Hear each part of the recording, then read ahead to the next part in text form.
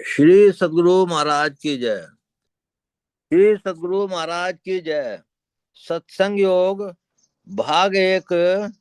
श्री जवालोपनिषद खंड 4। भीतर में रहने वाला दूषित चित्र तीर्थ स्थान से शुद्ध नहीं होता। जिस प्रकार सैकड़ों बार जल से धोने पर भी मदिरा का पात्र शुद्ध नहीं होता। वह शिव तो शरीर में विद्यमान है, पर मूर्ख लोग तीर्थ में, दान में, जप में, यज्ञ में, काष्ठ में और पाषाण में शिव देखते हैं। श्री सद्गुरु महाराज की जय। श्री सद्गुरु महाराज की जय। सद्गुरु महर्षि संतसेवी परम जी महाराज जी की वाणी, उसका कुछ अंश मैं पढ़ के सुनाता हूँ, फिर दूसरा सुनाऊंगा। सुषुम्ना में वृत्ति रखो तो सात्विकता ही सात्विकता है, राजस तामस की दखल नहीं। जो मध्य में अपने को रख सकता है वही सात्विकता में रहकर सात्विक कर्म कर सकता है।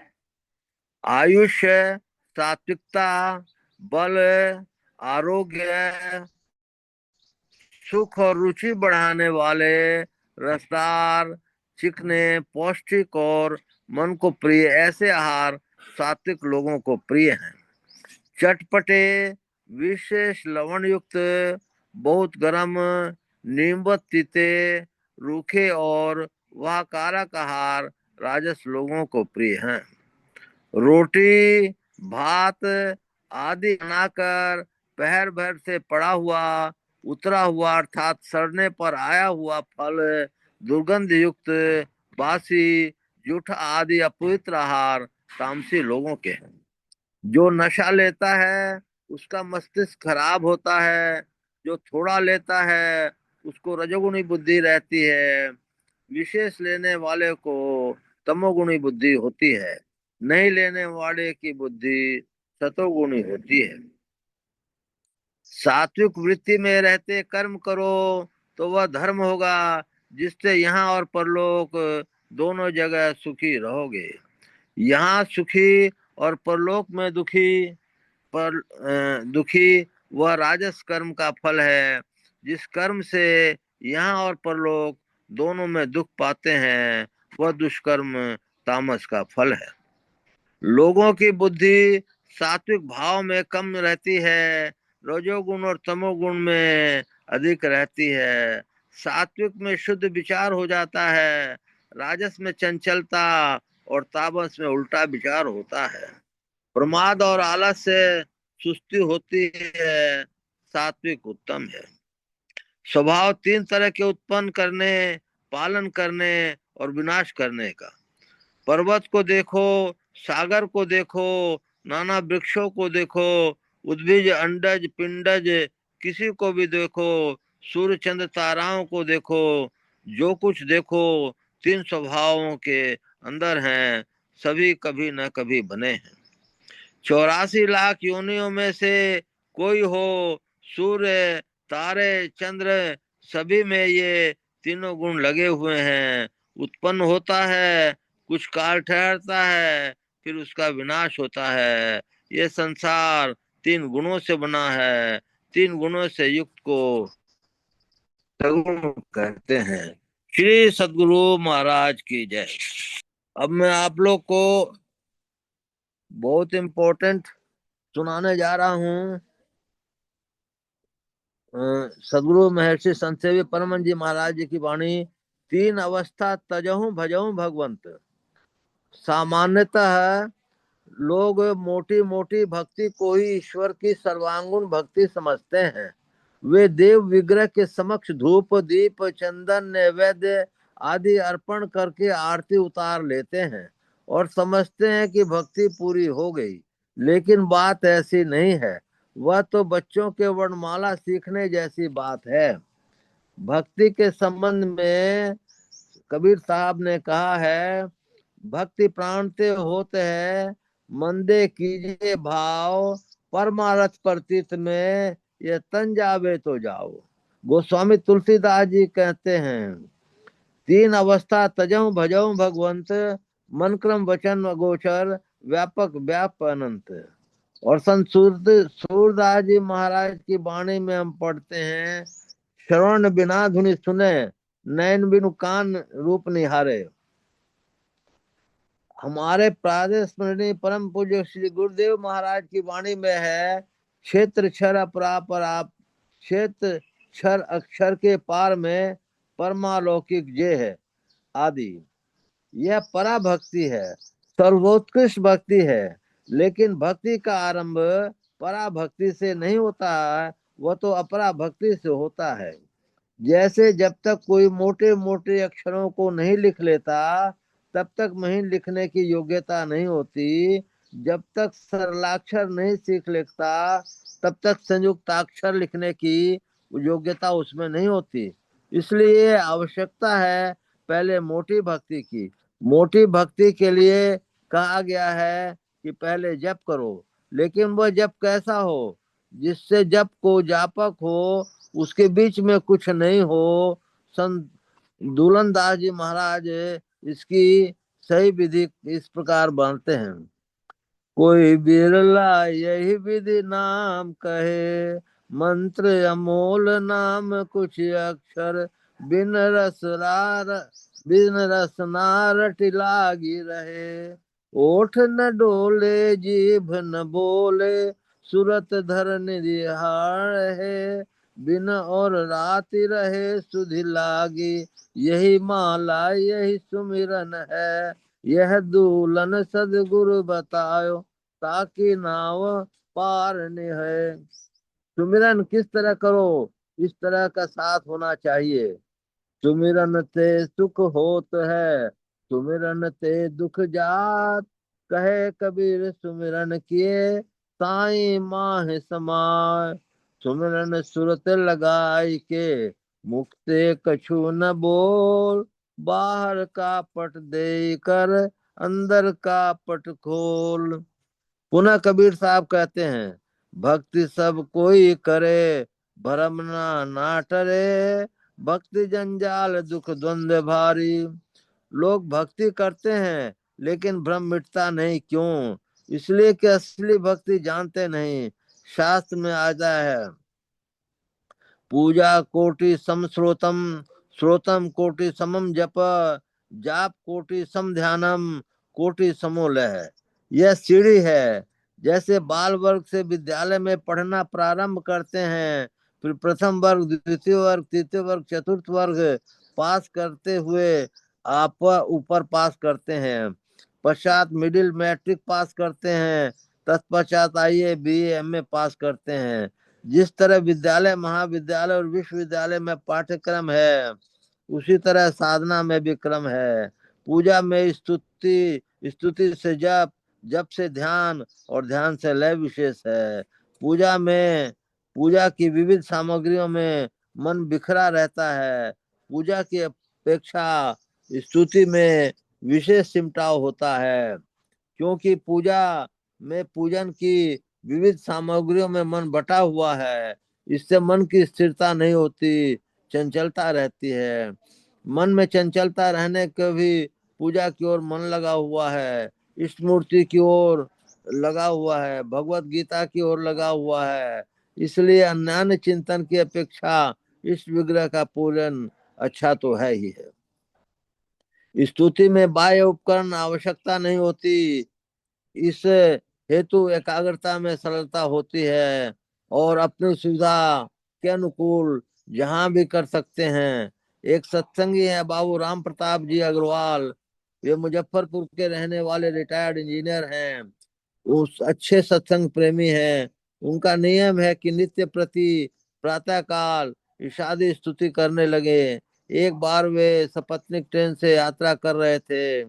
उनके धर्म पत्नी भी वास्तव में धर्मपति की है। प्रातः का समय था। ट्रेन में ही दोनों दंपति ने नियमानुसार स्तुति आरंभ की। इस स्तुति, संत स्तुति और सदगुरु स्तुति, नाम संकीर्तन के पश्चात सत्संग सिद्धांत और संतमत की परिभाषा का पाठ किया। इस प्रकार सारे के सारे पाठ समाप्त कर दोनों ने आरती का पाठ किया। उसी कंपार्टमेंट में उनकी सीट के सामने काली सीट पर दो साधु बाबा बैठे थे, जो अच्छे पढ़े लिखे थे। श्री अग्रवाल जी ने सविनय हाथ जोड़कर उन दोनों बाबा को आग्रह किया, बाबा, हम लोगों ने जो प्रातःकालीन नियम किया था सो तो हम लोग कर चुके, अब आप अपने श्रीमुख से हम लोग को कुछ ज्ञानोपदेश कीजिए। दोनों साधु बड़े सज्जन थे। इंजीनियर साहब के सात्विक आचार और आस्तिक विचार से वे लोग बड़े प्रभावित हुए। उन्होंने कहा, भाई, आपने तो अपने पाठ्यक्रम में सारे ज्ञान सुना दिए, अब मुझे कहने के लिए कुछ बाकी क्या रहा। झूठ, चोरी, नशा, हिंसा, व्यभिचार, इन पंच पापों से बचना चाहिए। एक ईश्वर पर विश्वास करना, उनकी प्राप्ति अपने अंदर में होगी। सत्संग करना, ध्यान करना, गुरु सेवा करनी, आदि सारी बातें आपने सुना दी। प्रभु पाने की साधना, मानव जप, मानव ध्यान, दृष्टि साधन और सब साधन, सब तो तुमने सुना दिया। अब मेरे बताने के लिए क्या बचा है जो तुमको बतलाऊं? तुम किनके शिष्य हो? ये सारी बातें कहाँ तुमने सीखी? राम प्रताप बाबू ने कहा, हमारा गुरुदेव का नाम है परम पूज्य महर्षि मही परमहंस जी महाराज, और वो बिहार के रहने वाले हैं तथा कुप्पा घाट भागलपुर में रहते हैं। साधु बाबा ने कहा, अभी तो मैं जल्दी में हूँ, जहाँ जा रहा हूँ वहां से लौटूंगा तो मैं उन संत जी का दर्शन अवश्य करूंगा। हाँ, तो मैं स्तुति के संबंध में कह रहा था, जो ट्रेन में हो उसके वहां पूजा की सामग्रियां, धूप, दीप, नैवेद्य आदि के जुटाने में कितनी कठिनाई होगी विचार सकते हैं। यदि किसी प्रकार पूजन सामग्रियां इकट्ठी करके पूजा की भी जाए तो शास्त्र कहता है, करोड़ों पूजा के समान एक स्तुति होती है। पूजा कोटि समश्रोतम, और करोड़ों स्तुति के समान एक जप होता है। क्यों? इसलिए कि स्तुति में अनेक शब्द होते हैं, अतएव उसमें भी पूर्ण सिमटाव नहीं हो पाता। अब उसमें आगे बढ़ो। पुनः शास्त्रोक्ति है, स्त्रोक्त कोटि समम जापम, यानी करोड़ों स्तुति के समान एक जप है। जप में बहुत से शब्द नहीं होते, एक ही शब्द की पुनरावृत्ति होती रहती है। जपों में मानस जप श्रेष्ठ है। जप की महिमा गोस्वामी तुलसीदास जी महाराज कहते हैं, मंत्र परम लघु जासु बस, विधि हरिहर सर्व, महामत गजराज कह, वश कर अंकुश। परम लघु शब्द का ध्यान दीजिए।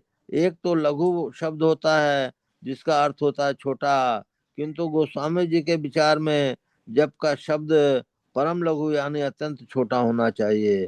परम लघु ये मंत्र के जपने से उसके परिणाम और फल को लघु मत समझो। लघु की विशेषता मानस में है।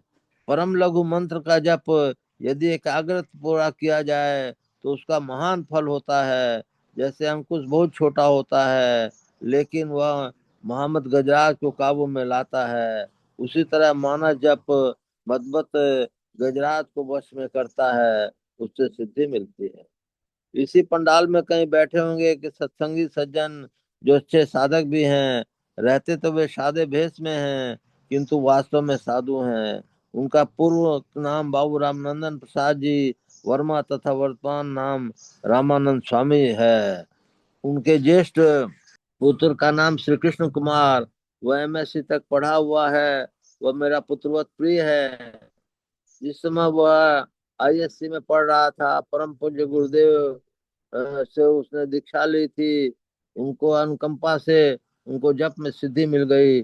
शास्त्र में लिखा है जपात सिद्धि, उसको वह मिल गया था। जो कोई प्रश्न करने का उसने उत्तर वह मुंह से नहीं देकर इस प्रकार देता था। वह लकड़ी के कोयले को पीसकर उसकी पुड़िया बनाकर अपने हाथ रखता था। जैसे कोई प्रश्न उससे करता था तो वो उस कोयले के चूर्ण को अपनी बाएं बाह में पोत लेता और प्रश्न का सही उत्तर नागरी लिपि में वहां आ जाता। इस अक्षर वह अक्षर परम पूज्य गुरुदेव हस्तलेखन अक्षर सा होता था। मेरे कहने का मतलब यह है कि कोई मंत्र जब एकाग्रता पूर्वक कर लेता है तो उसको सिद्धि मिल जाती है। पांडवों की माता कुंती देवी को भी मंत्र सिद्ध था। वह जिस देवता को जब आह्वान करती उसी समय वे देव उनके सामने उपस्थित हो जाते। यह तो जब सिद्धि की बात हुई, लेकिन जब से आरंभिक काल में क्यों होता है सो भी सुनिए। आरंभ में जब करने के लिए बैठते हैं तो मन में विविध बातें आती है। उनमें किसी ऐसी बातें हैं जो सबके सामने रखे हुए योग्य नहीं होती। गुरुदेव से दीक्षित एक वाइस प्रिंसिपल साहब थे। गुरुदेव उस समय सिकलीगढ़ धरारा में थे। उनके दर्शन करने के लिए वे आए थे। गुरुदेव ने पूछने की कृपा की, भजन ध्यान किया करते हैं? उन्होंने हाथ जोड़कर उत्तर दिया, गुरुदेव दीक्षा लेने के बाद कुछ दिनों तक तो किया, किंतु अब छोड़ दिया। गुरुदेव ने पूछने की कृपा की, क्यों? उन्होंने कहा, गुरुदेव क्या बताऊं, जब ऑफिस के कामों में लगा रहता हूँ अथवा लड़कों को पढ़ाता हूँ तब तो मन ठीक रहता है, लेकिन जब पूजा करने के लिए बैठता हूँ तो ऐसी गंदी गंदी बातें आती हैं जिनके विषय में तो मैंने कभी सोचा भी नहीं था। मैंने विचार किया कि जब ध्यान करने से ही गंदी गंदी बातें आती हैं तो ध्यान करना ही नहीं चाहिए, इसलिए मैंने ध्यानाभ्यास करना छोड़ दिया। परमाराध ने उनको ध्यानाभ्यास की उपयोगिता समझाने की कृपा की। उनकी समझ में बात आ गई। शाम का समय था, मैं टहलने जा रहा था। वाइस प्रिंसिपल साहब ने मुझसे पूछा, आप कहाँ जा रहे हैं? मैंने कहा, टहलने जा रहा हूँ। प्रिंसिपल साहब ने पूछा, मैं भी साथ चल सकता हूँ? मैंने कहा, चलिए। दोनों एक साथ चल पड़े। वहीं सत्संग मंदिर के पीछे आम का बगीचा था। जब हम लोग वहां आए तो मैंने उनका नाम लेकर पूछा। फलाने बाबू, गुरु महाराज भी जी के पूछने पर आपने जो उत्तर दिया वह सुनकर मुझे बड़ा आश्चर्य हुआ। आप तो कितने जानवर को आदमी बनाते हैं, कितने बंदर को सुंदर बनाते हैं, फिर अपने कैसे कह दिया कि ध्यानाभ्यास नहीं करते हैं? उन्होंने बड़े ही सरल और सहज शब्दों में कहा, क्या बताऊं, झूठ तो कभी भी नहीं, किसी से बोलना नहीं चाहिए, किंतु हम लोग कभी कभी कहीं कहीं झूठ बोल भी देते हैं। लेकिन जहाँ स्वयं गुरुदेव जी महाराज पूछ रहे हों तो उनके सामने झूठ कैसे बोला जाए? तो बात सच्ची थी, मैंने निवेदन कर दिया। मैंने उनसे कहा, एक बात आप बताइए, एक कपड़ा भी धोते हैं? मैंने कहा, जी हाँ धोता हूँ, धोना ही पड़ता है। मैंने पूछा, कपड़ा कहाँ धोते हैं? उन्होंने कहा, मैल साफ करने के लिए। मैंने पूछा, आप जब कपड़ों को साबुन लगाते हैं तो उसमें क्या निकलता है? उन्होंने कहा, मैल निकलती है। मैंने कहा, यह कैसे उल्टी बात हो गई? कपड़ा साफ होने के बजाय उसमें मैल निकलने लगा। उससे कहा, मैल नहीं निकलेगी तो कपड़ा साफ कैसे होगा? मैंने कहा, प्रिंसिपल साहब, उसी तरह जब ध्यान करने के लिए बैठते हैं तो जन्म जन्मांतर की मैल मन से बैठी हुई है, वह निकलती है। फिर आप घबराते क्यों हैं? जब तक मन की मैल नहीं निकलेगी मन साफ कैसे होगा? मेरी बात सुनकर वाइस प्रिंसिपल साहब बड़े प्रसन्न हुए। उन्होंने प्रतिज्ञा की, बाबा आज से मैं नित्य नियमित रूप से अवश्य त्रैकाल संध्या करूंगा। श्री सद्गुरु महाराज की जय। बोलिए प्रेम, श्री सद्गुरु महाराज की जय। श्री सद्गुरु महाराज की जय। मंगल मूर्ति सतगुरु मिल में सर्वाधार। मंगलमय मंगल करण विनो बारंबार। धन्य धन्य सदगुरु सुखद महिमा कही न जाय। जो कछु कहूँ तुमरी कृपा मोते कछु न बसाए। पुनश्च तब धरती कागज करूं लेखन सब बन राय। सात समुद्र की मसी करूं गुरु गुण लिखा न जाए। बोलिए प्रेम से श्री सद्गुरु महाराज की जय। अव्यक्त रूप से विराजमान संत सद्गुरु महर्षि नहीं परम जी महाराज के श्री चरण में कोटि कोटि नमन, कोटि कोटि नमन, कोटि कोटि नमन। अव्यक्त रूप से विराजमान संत सद्गुरु महर्षि संत श्री परम जी महाराज के श्री चरणों में कोटि कोटि नमन, कोटि कोटि नमन, कोटि कोटि नमन। उपस्थित अत्यंत ही भाग्यशाली सदात्मा आप सबको सहस्त्र सहस्त्र नमन, सहस्त्र सहस्त्र नमन, सहस्त्र सहस्त्र नमन। अभी आप लोगों को सत्संग योग का पाठ पढ़ करके सुनाया गया। तत्पश्चात महर्षि संसेवी प्रवचन पीयूष से सुषुम्ना ध्यान के विषय में और बातों के विषय में जो गूढ़ रहस्य और अच्छी बातें हैं उनको सुनाया गया, और उसके बाद एक प्रवचन भी सुनाया गया। अभी आप लोग को किसी महात्मा जी से सुना था, 3 दफे हम लोग गुरु महाराज का प्रणाम करते हैं, मतलब कोटि कोटि नमन, कोटि कोटि नमन, कोटि नमन। इसमें क्या भेद है? एक महात्मा ने बताया कि अंधकार का पर्दा है, प्रकाश का पर्दा है और शब्द का पर्दा है, इसीलिए हम लोग इसको 3 दफे प्रणाम करते हैं। इसी तरह अब जो है हम लोग जो हैं, ये जीव हम लोग संसार में आए हैं, मनुष्य देह हम लोग को मिली है, बहुत कृपा कर करके परम प्रभु सर्वेश्वर ने ये मनुष्य देह दी है।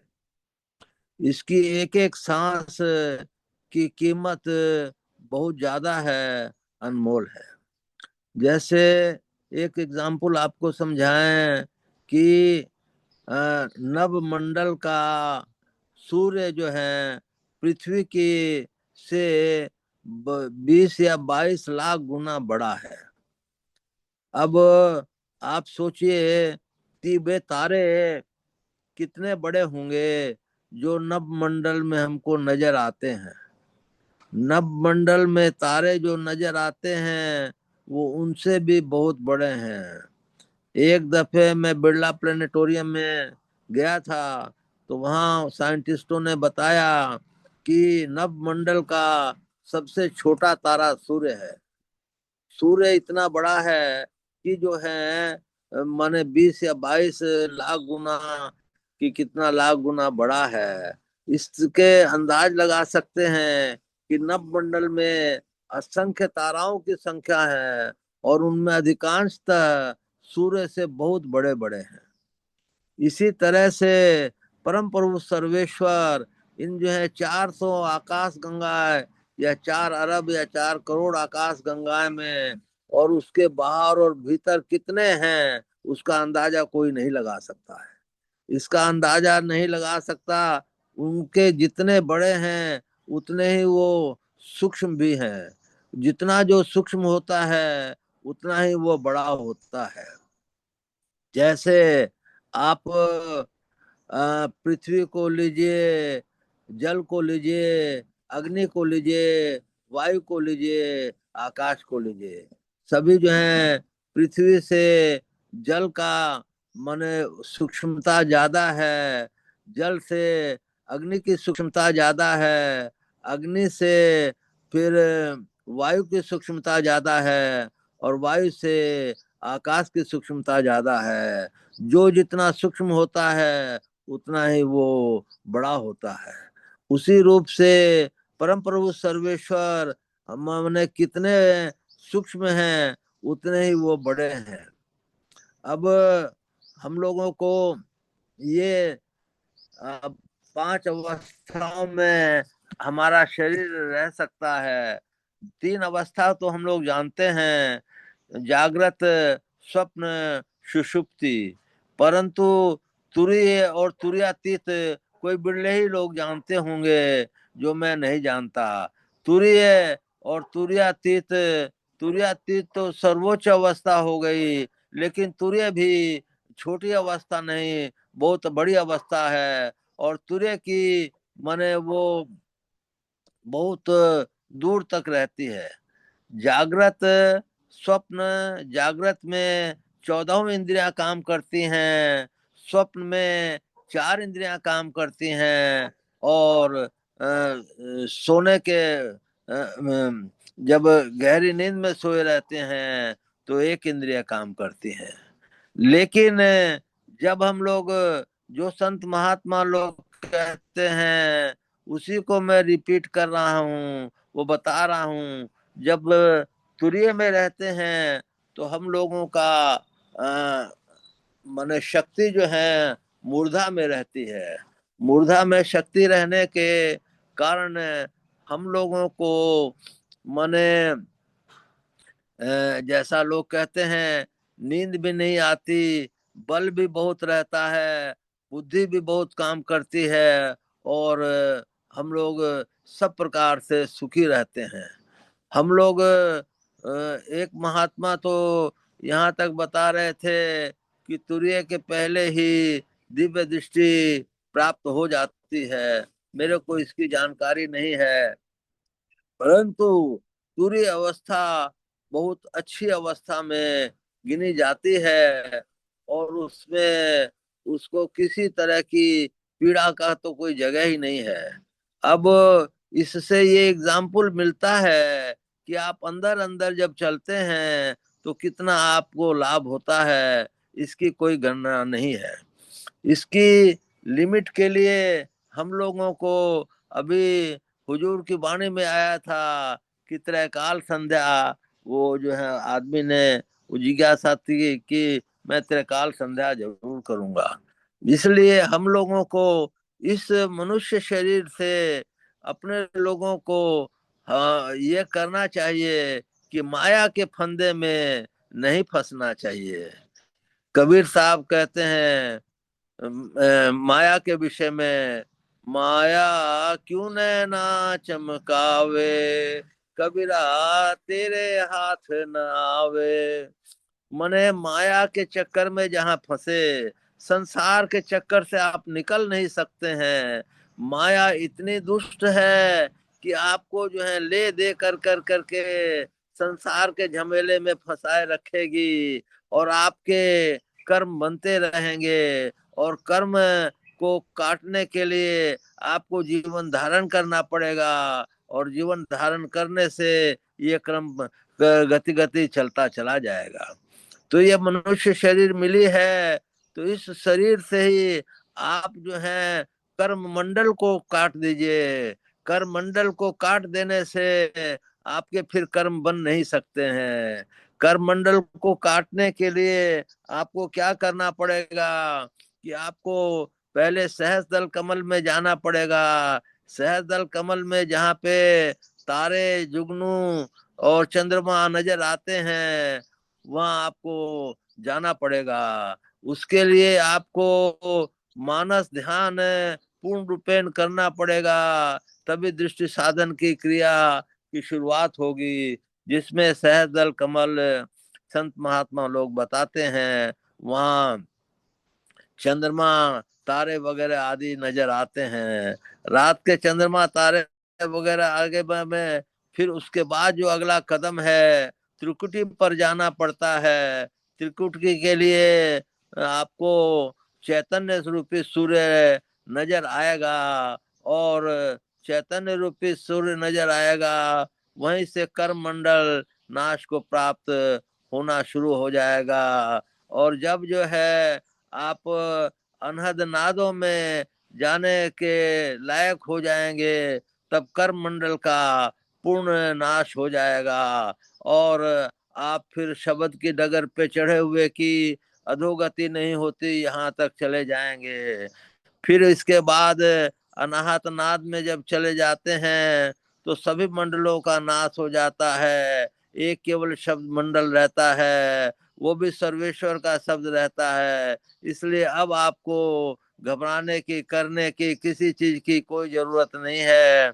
अब आप स्वतंत्र हो गए, आप संत बन गए। संत या तो संसार का भला करें या सर्वेश्वर में मिल जाएं, ये उनकी इच्छा है। काल की दाल खत्म हो गई, करमंडल खत्म हो गया। इस तरह से ये मनुष्य जीवन में ही हो सकता है, ये दूसरे जीवन में नहीं। इसलिए हम लोग को आप सांसारिक माया मोह से हट करके मनुष्य जीवन की उपादेयता, उपयोगिता, सारी चीजों को समझना चाहिए। उसके ध्यान के लिए आपको सत्संग सुनना ही पड़ेगा, अच्छे लोगों का सत्संग करना ही पड़ेगा, किसी की खराब आदतों को नहीं देखना पड़ेगा, अपनी खराब आदतों को, चीजों को खत्म करना पड़ेगा।